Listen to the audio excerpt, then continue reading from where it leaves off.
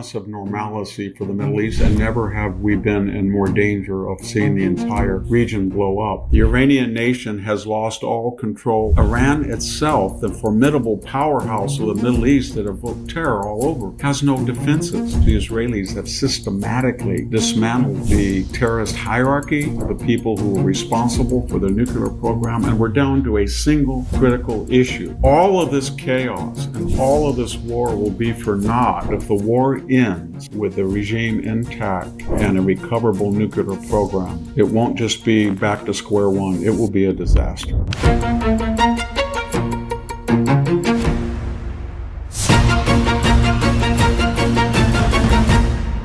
Hello, this is Victor David Hanson for the Daily Signal. We are at a historic time in the Middle East. Never in our lifetimes have we been closer to a complete revolutionary fervor that gives promise of normalcy for the Middle East, and never have we been in more danger of seeing the entire region blow up. What am I referring to? And that is the war right now between Iran and Israel. It is surreal. If we had this conversation 5 years ago, and I said to you, the Iranian nation that is huge compared to Israel, 10 times the population, the Iranian nation has lost all control of the Houthi terrorists, and they are themselves neutered. Their surrogates in the West Bank, Gaza, are neutered. They're gone as Hamas as a fighting force. The formidable, the terrifying Hezbollah cadres, they're inert. There is no more Syria. The Assad dynasty, the pro-Iranian Assyria. It's in chaos, but whatever the chaos is, seems to be anti-Iranian. There is no Shia crescent, starting with Tehran all the way to the Mediterranean. Lebanon is free of Iranian influence. So is Syria. Gaza de facto will be. There is no Russian presence. It's not a patron. It's not a protector. It's not a power in the Middle East. It's tied down in Ukraine. And Iran itself, the formidable powerhouse of the Middle East that evoked terror all over, has no defenses. And now we've seen 5 days of war in which the Israelis have systematically dismantled all of the Iranian missile defenses. They have air defenses. They have dismantled the terrorist hierarchy. They have dismantled the people who were responsible for the nuclear program. And we're down to a single critical issue. They have suffered casualties. The Iranians have sent over 400 ballistic missiles and drones into Israel, and 90% are stopped, but that 10% gets through. But here's the crux.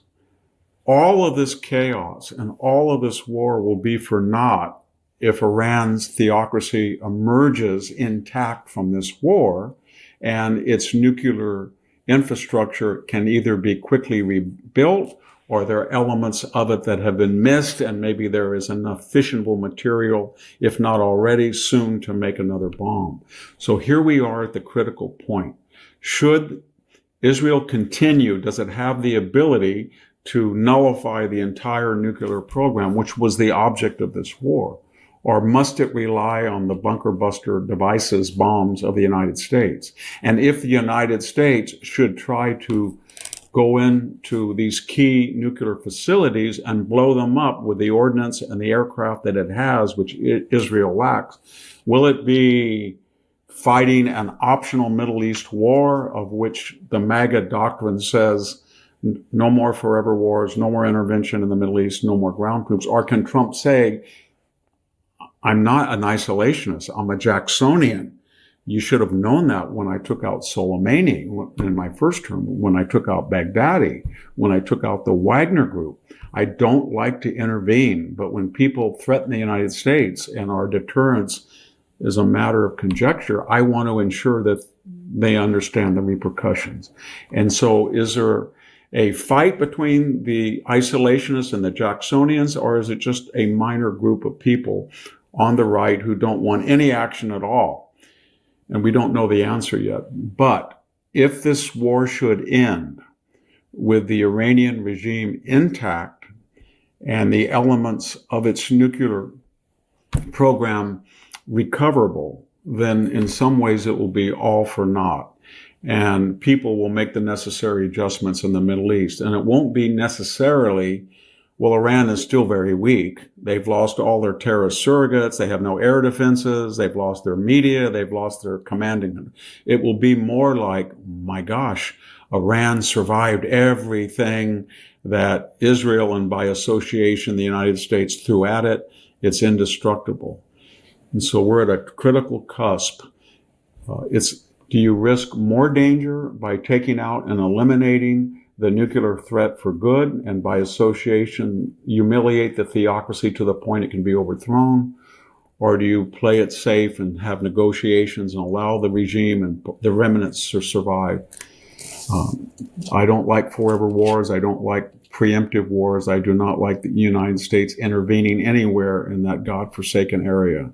But if the war ends with the regime intact and a recoverable nuclear program, it won't just be back to square one. It will be a disaster.